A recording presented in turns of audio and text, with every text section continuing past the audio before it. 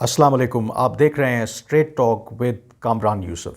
Cipher के हवाले से बात करेंगे और साइफ़र की अगर बात करें आज आपके साथ मैं ऐसी मालूमात अपनी तहकीकात की बुनियाद पर शेयर करूंगा जो मुझे यकीन है कि इससे पहले आपने वो मालूमात ना तो पढ़ी होंगी ना देखी होंगी।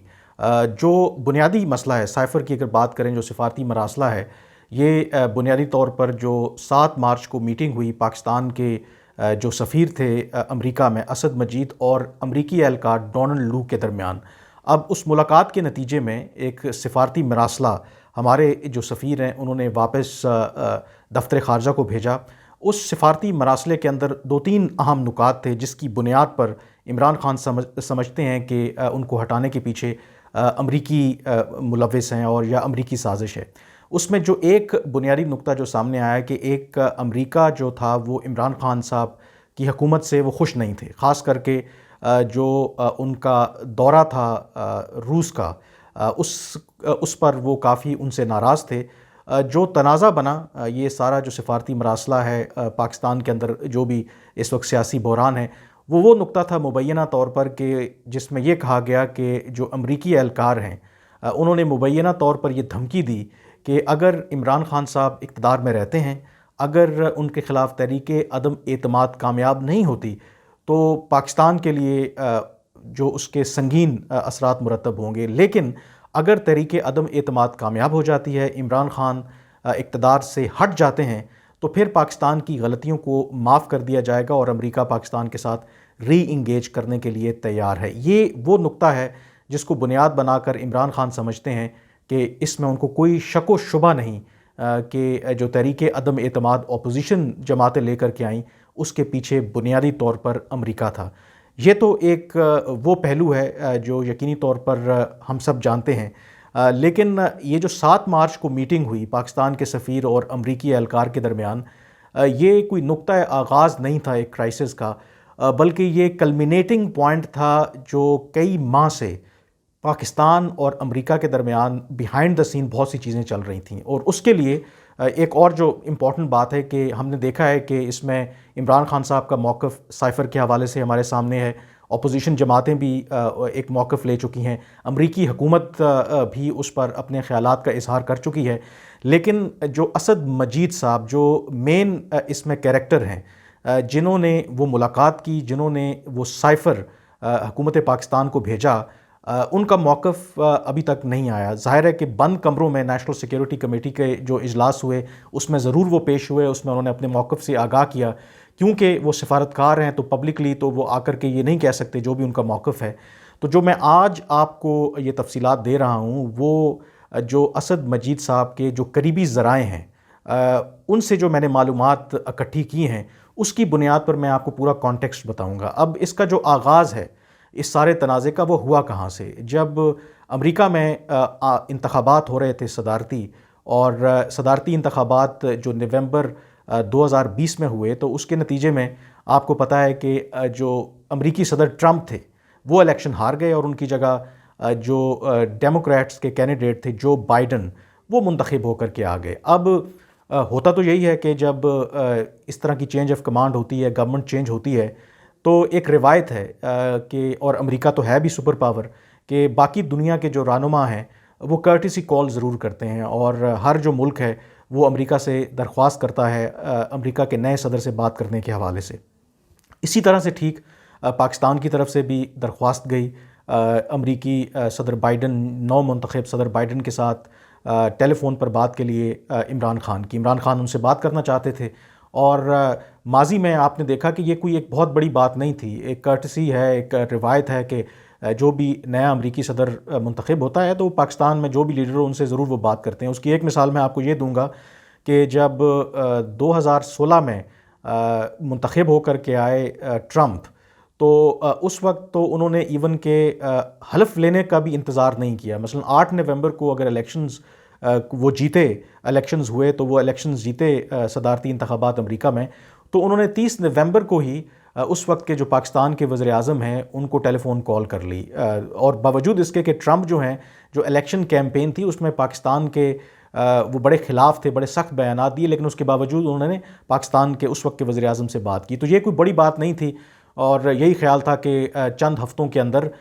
جو امریکہ کے نئے صدر ہیں اور پاکستان کے جو وزیر اعظم ہیں عمران خان، ان کے درمیان ٹیلی فون کال ہو جائے گی. لیکن وقت گزرتا گیا، ٹیلی فون کال نہ آئی، 1 مہینہ گزرا، 2 مہینے گزرے، 3 مہینے گزرے، اور اسی طرح سے جو انتظار ہے وہ طویل ہوتا گیا. جب امریکی صدر کی طرف سے کوئی ٹیلی فون کال نہیں آئی اور عمران خان صاحب کا ان سے رابطہ نہیں ہو سکا، تو عمران خان صاحب کے جو کرٹکس تھے پاکستان کے اندر، جو اپوزیشن جماعتیں ہیں، انہوں نے ان پر تنقید کرنا شروع کر دی کہ عمران خان صاحب کی یہ ناکامی ہے کہ وہ کیسے لیڈر ہیں کہ امریکہ کے جو نو منتخب صدر ہیں وہ ان کے ساتھ ٹیلی فون پر بات کرنے تک کے لیے گوارا نہیں ہے. تو یہ چیز ظاہر سی بات ہے عمران خان صاحب کے لیے پولیٹیکلی بہت ڈیمیجنگ تھی، کیونکہ وہ اپنے آپ کو سمجھتے تھے کہ ان کی جو سٹیچر ہے، کہ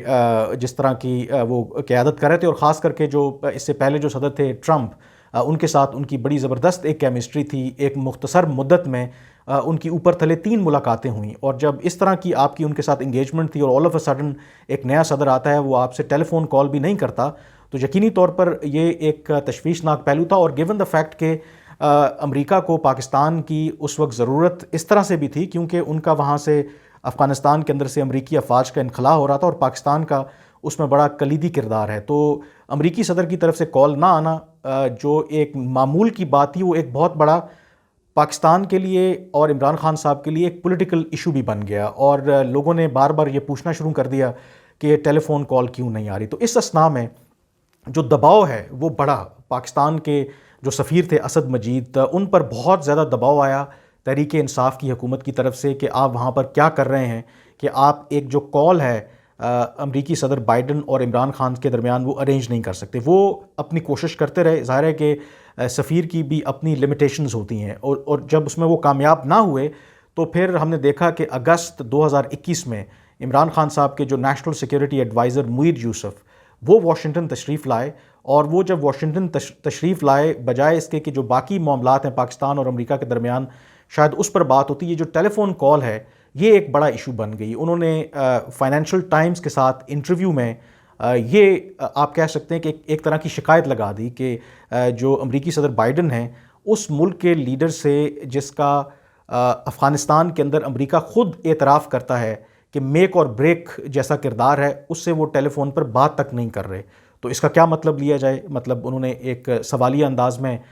یہ بات اٹھائی، اور پھر آگے چل کے وہ یہ کہتے ہیں کہ ہر دفعہ جب پاکستان یہ درخواست کرتا ہے بات کرنے کی تو انہیں یہ بتایا جاتا ہے امریکہ کی طرف سے، کبھی کہا جاتا ہے کوئی ٹیکنیکل ریزن ہے، کبھی کوئی اور وجہ بتا دی جاتی ہے. اور معید یوسف صاحب کہتے ہیں کہ لوگ جو امریکہ کا جو ایکسکیوز ہے یا جو وہ وجہ بتاتے ہیں وہ ماننے کے لیے تیار نہیں ہے. تو اس سے آپ اندازہ کریں کہ ایک عام سی بات، ایک ٹیلی فون کرٹسی کال ایک بہت بڑا ایشو بن گئی تھی. ان اینی کیس اس کے باوجود کوشش جو ہے وہ بیہائنڈ دا سین جو تحریک انصاف کی گورنمنٹ تھی، عمران خان صاحب تھے، شاہ محمود قریشی ان کے فورن منسٹر تھے، انہوں نے وہ کوشش جاری رکھی. جب معاملات بالکل میرے خیال میں ایک ٹپنگ پوائنٹ پر پہنچ گئے اور چیزیں بالکل ٹھیک نہیں ہو پا رہی تھیں، تو پھر اتنے میں جو پاکستان کے سفیر ہیں اسد مجید، ان کا ٹینیور بھی وہاں پہ پورا ہو گیا اور بالآخر انہوں نے وہاں سے پوسٹ آؤٹ ہونا تھا. تو انہوں نے بالآخر امریکی انتظامیہ سے درخواست کی کہ کم از کم اتنا تو بتا دیں کہ آخر جو گورنمنٹ ہے تحریک انصاف کی یا پاکستان ہے، اس کا قصور کیا ہے کہ ابھی تک بائیڈن جو ہیں وہ عمران خان صاحب سے کیوں بات نہیں کر رہے. تو پھر پاکستان کے جو سفیر کی درخواست پر ایک فیئر ویل انہوں نے خود ہی ارینج کیا، جس میں ڈونلڈ لو جو ہیں امریکی سینئر اہلکار جو جنوبی ایشیا اور سینٹرل ایشیا کے افیئرز کو دیکھتے ہیں، وہ پاکستان کا جو سفارت خانہ ہے وہ وہاں پہ تشریف لائے. پاکستان کے سفیر کو وہاں پہ سمن نہیں کیا گیا اسٹیٹ ڈپارٹمنٹ میں. تو اس فیئر ویل کے موقع پر ایک سائیڈ لائن پر میٹنگ ہوئی. پاکستان کی طرف سے 4 لوگ اس میں شامل تھے، جس میں پاکستان کے سفیر، ڈپٹی جو تھے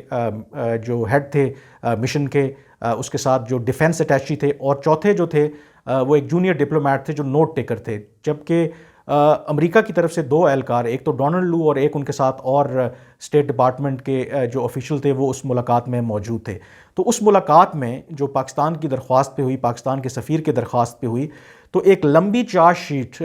بائیڈن انتظامیہ کی طرف سے ڈونلڈ لو نے پیش کی کہ یہ وہ وجوہات ہیں جس کی وجہ سے جو بائیڈن انتظامیہ ہے وہ جو موجودہ تحریک انصاف کی حکومت ہے ان سے ناراض ہے۔ وہ بہت کینڈڈ اور اوپن ڈسکشن ہوئی، جس میں ظاہر ہے کہ جو عمران خان صاحب کا دورہ تھا روس کا، اس پر بھی بات ہوئی، کیونکہ یہ بھی کوئی ڈھکی چھپی بات نہیں ہے کہ جب روس نے یوکرین پر حملہ کیا تو امریکہ نے باقاعدہ طور پر روس کے خلاف ایک انٹرنیشنل اوپینین بنانے کے لیے باقی دنیا کے اوپر دباؤ بھی ڈالا، ان کو ریکویسٹ بھی کی، ان سے کہا بھی کہ وہ اس معاملے میں رشیا کے بجائے وہ باقی دنیا کا ساتھ دیں۔ اور اس میں اگر آپ جو اس زمانے میں جو کمیونیکیشن ہے انڈیا اور امریکہ کے درمیان، اگر آپ وہ مراسلے اگر پبلک کر دیے جائیں تو آپ کو اندازہ ہوگا کہ جو ڈسکشن تھی امریکی اور بھارتی اہلکاروں کے درمیان وہ اس سے کہیں زیادہ ٹینس تھی، کہیں زیادہ اس کے اندر آپ کہہ سکتے ہیں کہ خفگی تھی۔ بہرحال اس میں جو چارج شیٹ بنیادی طور پر ایک پوری چارج شیٹ دی گئی کہ یہ وجوہات ہیں جس کی وجہ سے جو بائیڈن انتظامیہ ہے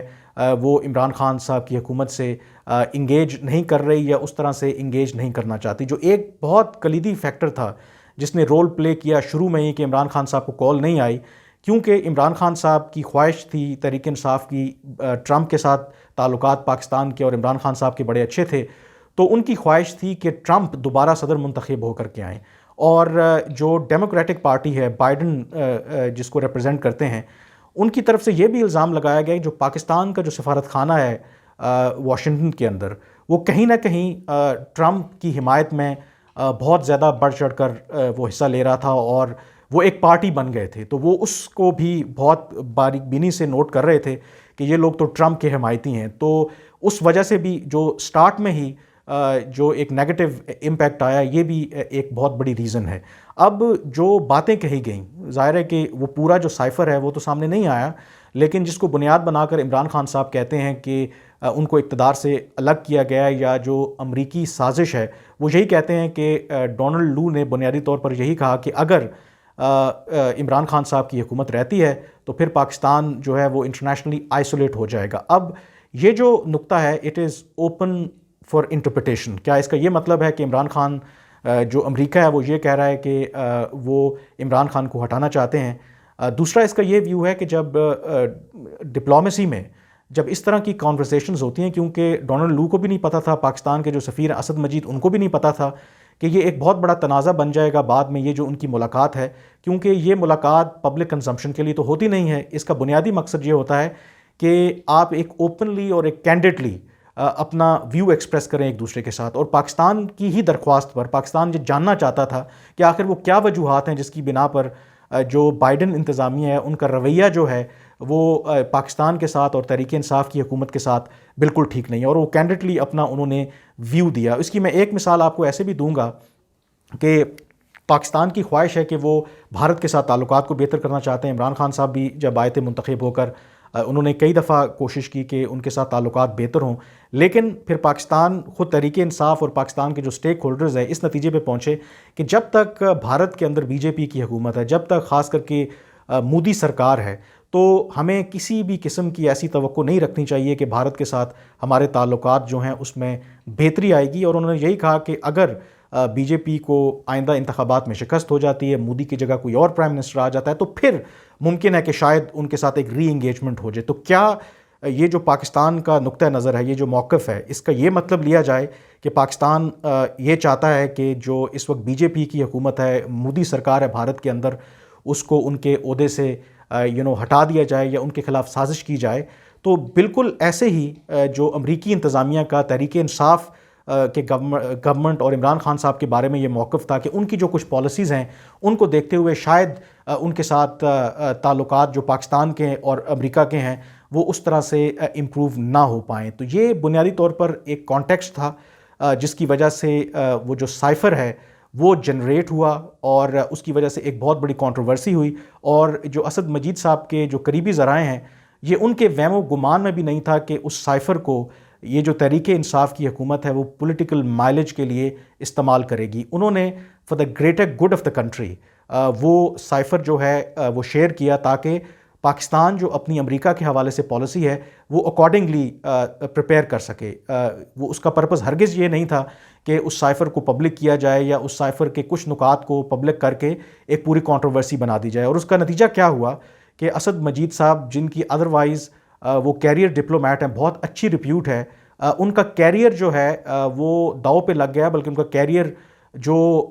ایک ہر جو شخص کی خواہش ہوتی ہے کہ جب وہ کوئی کسی بھی فیلڈ میں ہو کہ وہ ٹاپ پہ پہنچے، اور وہ پوٹینشل اور بہت میرٹ کے اوپر کینڈیڈیٹ تھے فارن سیکرٹری کے، اور ایون ایک لمحے کے لیے تو جو پی ڈی ایم کی حکومت ہے انہوں نے فیصلہ کر لیا تھا کہ جو نئے فارن سیکرٹری ہیں وہ اسد مجید ہی ہوں گے، لیکن جو نئی آڈیو لیکس آئیں اس کے نتیجے میں ظاہر ہے ایک نیا تنازع کھڑا ہوا، جس کی وجہ سے حکومت نے اس میں نظر ثانی کی اپنے فیصلے میں، اور اب کم و بیش یہ طے ہے کہ جو اسد مجید ہیں وہ فارن سیکرٹری نہیں بن پائیں گے، اور اس کی سب سے بڑی وجہ یہی ہے کہ یہ جو سائفر کو جس طریقے سے ایک تنازع بنایا گیا، اس کی وجہ سے نہ چاہتے ہوئے بھی جو اسد مجید ہیں اس کا آپ کہہ لیں کہ ایک وکٹم بن گئے ہیں، اور ان کا جو کیریئر ہے جو فارن سیکرٹری بن سکتے تھے اب وہ فارن سیکرٹری جو ہے وہ نہیں بن سکیں گے۔ اس میں ایک اور جو اہم نقطہ ہے جو ہمیں سمجھنے والی بات ہے کہ جس کا بہت زیادہ ذکر عمران خان صاحب پہلے کرتے رہے، ڈونلڈ لو۔ اب یہ ڈونلڈ لو کون ہے؟ ڈونلڈ لو بنیادی طور پر یہ اسٹیٹ ڈپارٹمنٹ کے ماضی میں امپلائی رہے ہیں، مطلب ایک ڈپلومیٹ رہے ہیں، پاکستان کے اندر انہوں نے سرو کیا ہے، پشاور میں بہت عرصہ رہے ہیں، اور ان کے بارے میں کہا جاتا ہے کہ وہ اردو بہت اچھی بولتے ہیں۔ اب جب بائیڈن انتظامیہ آئی تو جب انہوں نے ری ہائر کیا، ان کو ساؤتھ ایشیا اور سینٹرل ایشیا افیئرز کا چارج دیا، تو آپ حیران ہوں گے کہ اس کی مخالفت کس نے کی؟ اس کی مخالفت، ان کی اپوائنٹمنٹ کی مخالفت بھارت نے کی۔ اب بھارت نے کیوں مخالفت کی؟ بھارت کا یہ نقطہ نظر تھا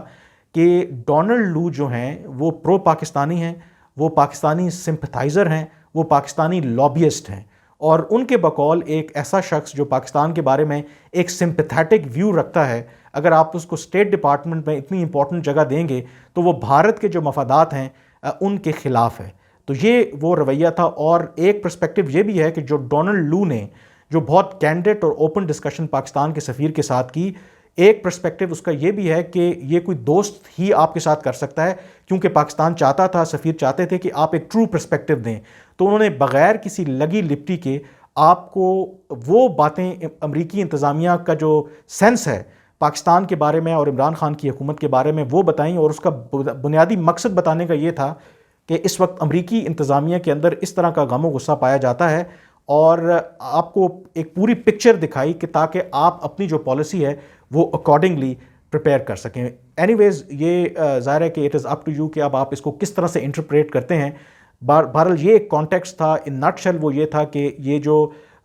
سائفر جنریٹ ہوا، بنیادی طور پر پاکستان کے سفیر بہت زیادہ کئی ماہ سے دباؤ پر تھے، ان پر دباؤ تھا کہ وہ آخر بائیڈن اور عمران کے درمیان ٹیلی فون کال کیوں نہیں کروا سکے، اور وہ وجوہات جاننے کے لیے ان کی درخواست پر یہ میٹنگ ہوئی، اور اس میٹنگ کا جو آؤٹ کم تھا وہ انہوں نے ایک سائفر کی شکل میں حکومت کو بتایا اور وجوہات بتائیں، اور وہ ایک پوری کنٹروورسی بن گئی۔ آخر میں وقت ویسے ہی میں نے آپ کا زیادہ لے لیا ہے، اب حکومت نے یہ فیصلہ کیا ہے، موجودہ حکومت نے، کہ جو نئی آڈیو لیکس آئی ہیں اس کو سامنے رکھتے ہوئے انہوں نے یہ فیصلہ کیا ہے کہ وہ تحقیقات کروائیں گے عمران خان صاحب کے خلاف، ان کے پرنسپل سیکرٹری شاہ محمود قریشی اور اسد عمر کے خلاف، لیکن یہ تحقیقات کا حکم دینے کے ساتھ ہی خود لگتا ہے کہ حکومت نے ایک بہت بڑی غلطی کر لی ہے، بلکہ کچھ جو سابق امبیسڈرز ہیں ان کا خیال ہے کہ اس حکومت نے جو آفیشیل سیکرٹ ایکٹ کے تحت کارروائی کرنا چاہتی ہے سابق وزیر اعظم کے خلاف، انہوں نے خود آفیشیل سیکرٹ ایکٹ کی خلاف ورزی کر دی۔ اس کی وجہ یہ ہے کہ جو سمری اور جو سٹیٹمنٹ انہوں نے جاری کی ہے اس میں انہوں نے آئی ڈونٹ نو کہ یہ ڈیلیبریٹ ہے یا کیا اس کی وجہ ہے، اس میں انہوں نے سائفر کی جو ڈیٹ، جو سائفر کے اوپر نمبر لگا ہوتا ہے، جو انیکسچر ہے، وہ تمام چیزیں اس میں مینشن کر دی ہیں، اور جو میری کچھ ڈپلومیٹس کے ساتھ بات ہوئی جو ان معاملات کو ڈیل کرتے ہیں، ان کا یہ خیال ہے کہ یہ بھی آفیشیل سیکرٹ ایکٹ کی وائلیشن ہے۔ تو یہ ہمارے ملک کا حال ہے کہ ایک سفارتی مراسلہ جس کو پبلک کنزمپشن میں نہیں آنا چاہیے تھا، وہ اب پبلکلی ڈسکس بھی ہو رہا ہے، ہم بھی ڈیبیٹ کر رہے ہیں، عام شخص بھی ڈیبیٹ کر رہا ہے، اور پوری دنیا میں ہمارا ایک مذاق بن رہا ہے۔ تو اسی وجہ سے جب کہا جاتا ہے کہ پاکستان ایک بنانا ریپبلک ہے، تو کہیں نہ کہیں اس میں سچائی تو ہے۔